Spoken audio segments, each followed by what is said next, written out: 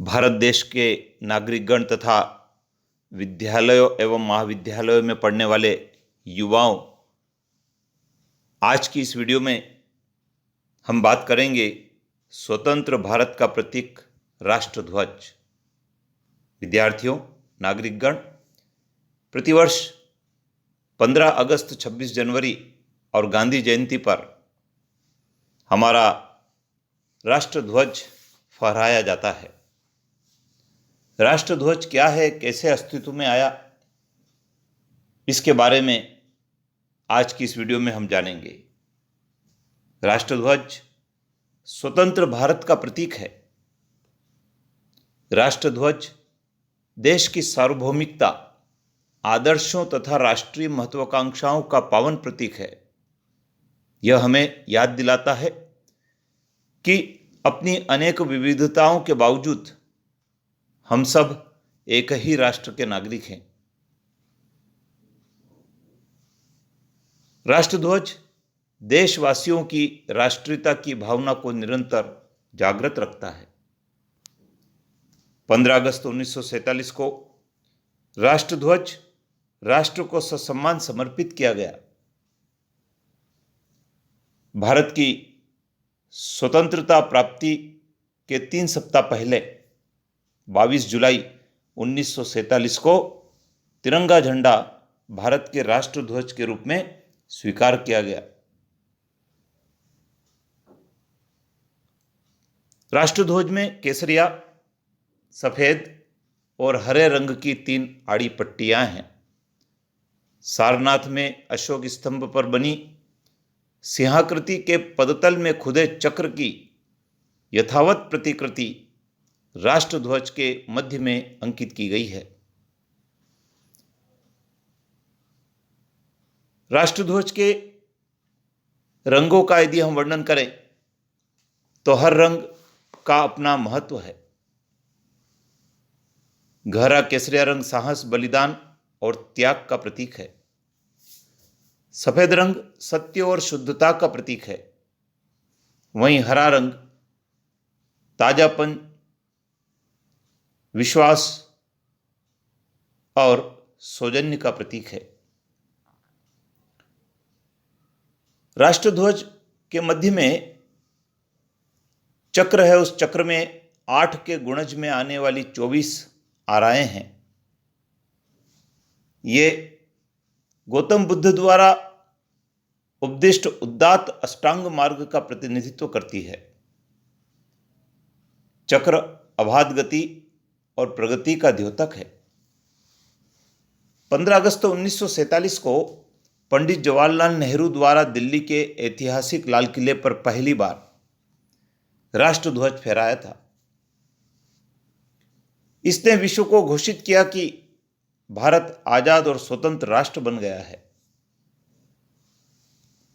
राष्ट्रध्वज ने लगभग 200 वर्षों तक भारत पर फहराने वाले ब्रिटिश यूनियन जैक का स्थान ग्रहण किया। राष्ट्रध्वज के विकास की यदि हम यात्रा को देखें तो राष्ट्रध्वज का पहला रूप सन 1906 में कोलकाता के पारसी बागान चौक में फहराया गया था।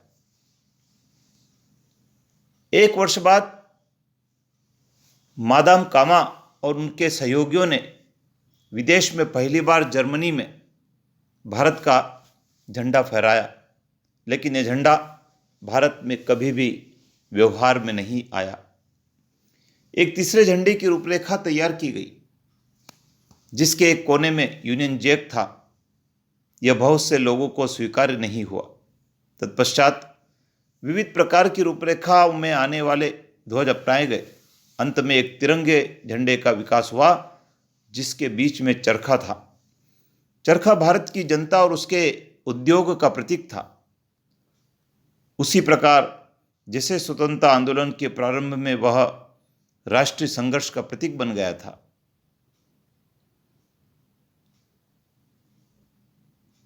राष्ट्रध्वज की एक संहिता होती है। राष्ट्रध्वज किसी राष्ट्र का प्रतीक होता है। इसके प्रति सदैव आदर और श्रद्धा का भाव व्यक्त करना चाहिए तथा इसकी मर्यादा बनाए रखनी चाहिए। राष्ट्रध्वज के उचित उपयोग और प्रदर्शन के लिए नियम निर्धारित किए गए हैं। राष्ट्रध्वज हमेशा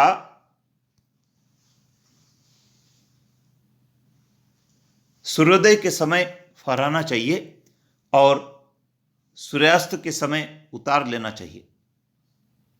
केवल महत्वपूर्ण सरकारी और सार्वजनिक भवनों पर ही राष्ट्रध्वज प्रतिदिन फहराया जाता है। सामान्य नागरिक इसे स्वतंत्रता दिवस, गांधी जयंती, जलियांवाला बाग हत्याकांड के अमर शहीदों की स्मृति में हर वर्ष मनाए जाने वाले राष्ट्रीय सप्ताह, गणतंत्र दिवस तथा अन्य महत्वपूर्ण राष्ट्रीय उत्सव के दिन फहरा सकते हैं।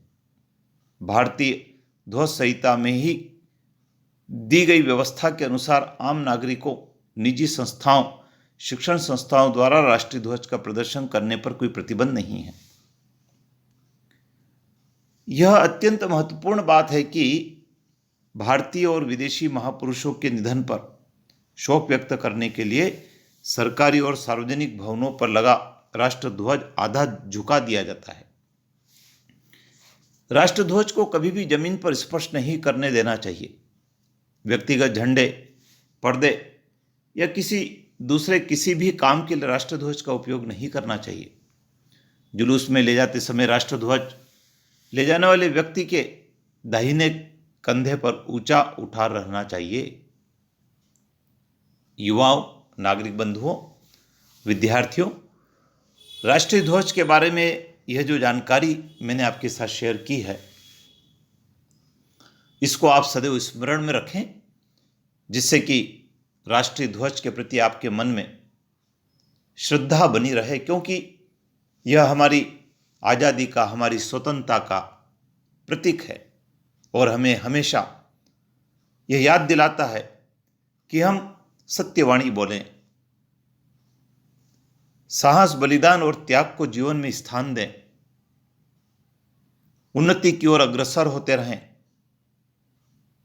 जीवन में हमेशा विश्वास और सौजन्य का परिचय दें। जय हिंद।